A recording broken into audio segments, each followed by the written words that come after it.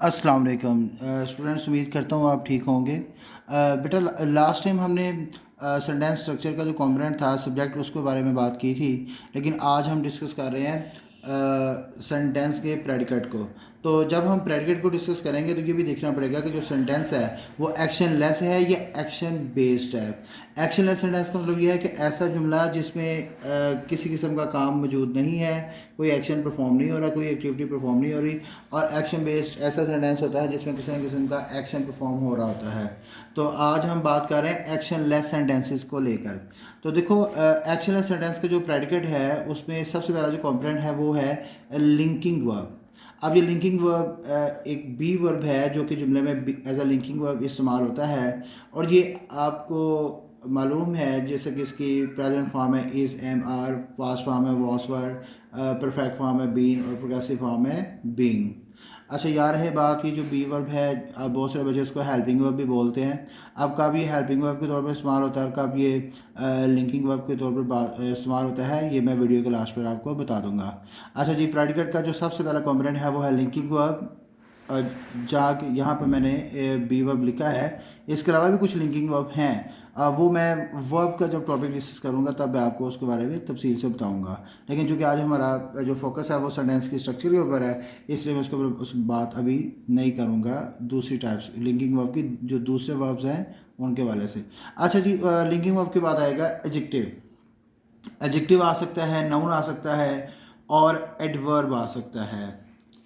तो आप देख सकते हैं कि एडजेक्टिव, नाउन या एडवर्ब अगर तीनों आ जाएं इकट्ठे, तो फिर सबसे पहले आप जो है वो एडजेक्टिव को लिखते हो, फिर उसके बाद आप नाउन को लिखते हो और फिर उसके बाद आप एडवर्ब को लिखते हो। तो अगर अब हम बात करेंगे एक्शनलेस सेंटेंस की स्ट्रक्चर की, तो हमारे पास सबसे पहले आ जाता है सब्जेक्ट, फिर उसके बाद आ जाता है लिंकिंग वर्ब और फिर उसके बाद एडजेक्टिव, जैसा कि मैंने ऊपर बताया था। सेकंड पे नाउन और फिर थर्ड पे एडवर्ब। एग्जाम्पल देख लेते हैं जी। He is a good student in the class, इसमें जो ही है वो सब्जेक्ट है, इज़ इसमें लिंकिंग वर्ब है, गुड इसमें एडजेक्टिव है, स्टूडेंट इसमें नाउन है और इन द क्लास इसमें एडवर्ब है। अब आप बहुत सारे बच्चे ये सोच रहे होंगे ही सब्जेक्ट कैसे हो गया, क्योंकि यहाँ पर ही ने कोई काम तो किया नहीं। लेकिन आप याद रखें बेटा, ज़रूरी नहीं कि सब्जेक्ट हमेशा काम ही करे। मैं इंशाल्लाह सब्जेक्ट की डेफिनेशन आपको तफसील से बताऊंगा, प्रेडिकेट की डेफिनेशन आपको तफसील से बताऊंगा। इनफैक्ट डेफिनेशंस के ऊपर मैं अलहदा से जो है वो एक वीडियो बनाऊंगा। जो सब्जेक्ट की डेफिनेशन हैं, प्रेडिकेट की डेफिनेशन हैं, उनके ऊपर मैं अलहदा से एक वीडियो बनाऊंगा इंशाल्लाह। अब देखें, जो ऊपर मैंने अम्ब्रेला स्ट्रक्चर यूज़ की थी लिंकिंग वर्ब के बाद एडजेक्टिव, नाउन और एडवर्ब, तो उस अम्ब्रेला स्ट्रक्चर को हम स्प्लिट भी कर सकते हैं। कैसे स्प्लिट कर सकते हैं? जैसा कि आप देख सकते हैं, सब्जेक्ट के बाद लिंकिंग वर्ब है, उसके बाद एडजेक्टिव आ गया है ही इज़ गुड, फिर सब्जेक्ट के बाद लिंकिंग वर्ब, उसके बाद नाउन आ गया है ही इज़ अ स्टूडेंट, फिर सब्जेक्ट के बाद लिंकिंग वर्ब है, उसके बाद है adverb he is in the class, फिर सब्जेक्ट के बाद लिंकिंग वर्ब है और उसके बाद एडजेक्टिव और नाउन, यानी दो का कॉम्बिनेशन आ गया है। एडजेक्टिव आ जाए और नाउन आ जाए तो पहले आपने एडजेक्टिव लिखना है, उसके बाद नाउन लिखना है। ही इज़ अ गुड स्टूडेंट, फिर लिंकिंग वर्ब के बाद एडजेक्टिव और एडवर्ब आ गया है, he is good in the class. और देखें लास्ट पे नाउन और एडवर्ब का कॉम्बिनेशन है, there is no adjective in the sentence, he is a student in the class. तो देख सकते हैं कि जो ऊपर मैंने बयान की थी इसकी अम्ब्रेला स्ट्रक्चर, जिसमें आप देख सकते हो कि जो सब्जेक्ट है वो ही है, लिंकिंग वर्ब इज़ है और उसके बाद तीनों कंपोनेंट इकट्ठे आए थे, तो उसकी सीक्वेंस भी मैंने आपको बता दिया। पहले एडजेक्टिव लिखना, फिर नाउन और फिर एडवर्ब। लेकिन ये जो मेन अम्ब्रेला स्ट्रक्चर है ये आगे किस तरह से डिफरेंट फॉर्म्स में स्प्लिट हो सकती है, डिफरेंट फॉर्म्स में इस्तेमाल हो सकती है, लेकिन मेन आपकी यही रहेगी। अच्छा, अब जो बच्चों का सवाल था कि जो मैंने आपके सामने रखा भी है कि हाउ कैन यू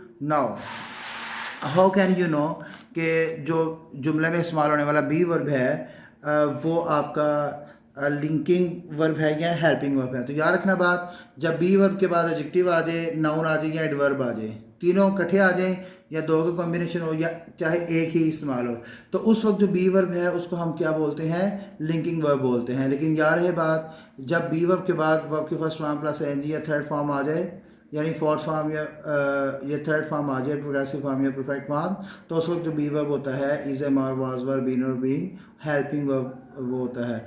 अब देखो example, I am teaching English now. अब आप देख सकते हो यहाँ पर जो एम है उसके बाद प्रोग्रेसिव फॉर्म मौजूद है, इसलिए मैं इस एम को यहाँ पर लिंकिंग वर्ब नहीं कहूँगा, बल्कि इसको मैं यहाँ पर हेल्पिंग वर्ब कहूँगा।